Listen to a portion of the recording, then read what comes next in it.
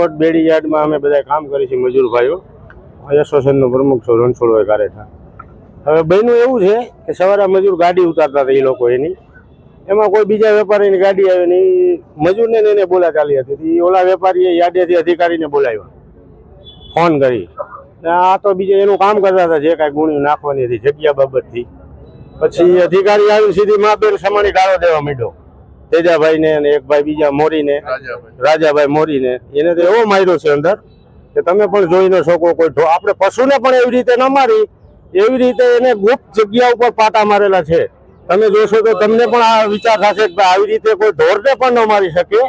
અને આ તાનાશાહી તંત્ર કઈ રીતે હલાવવા માંગે છે ખબર નથી. અમે તો બધા મજૂર થઈ, 500 રૂપિયામાં રાતે 2 વાગે ફોન કરે તો અમે અહીંયા જાતા હોય કે ભાઈ છોકરાના દૂધના ચાના થાય એના માટે મજૂર બિચારા આવતા હોય 2 વાગે.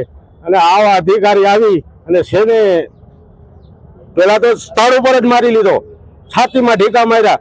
પછી ઓફિસે લઈ જઈને 10 જણા મારે બંધ બાંધણે.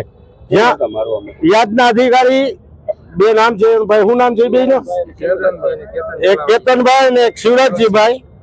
એવો દમન કરે છે મજૂર ગાડી ઉતારવા બાબતથી.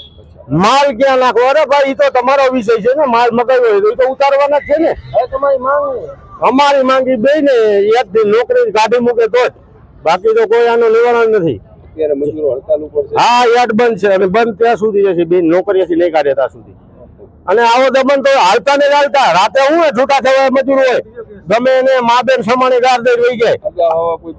આની પેલા આ છોકરો 10 દિવસ પેલા મારી પાસે આવ્યો હતો, કે મને માર્યો ગારું દીધું. મેં કીધું ભાઈ તું રહેવા દે, હું વાતચીત કરી લઈશ. તેથી અમે એને કાંઈ ન કીધું, જવા દીધું. તો આ બીજી વાર એની ઉપર હતો. એવા તો કેટલાય ને મારેલા છે.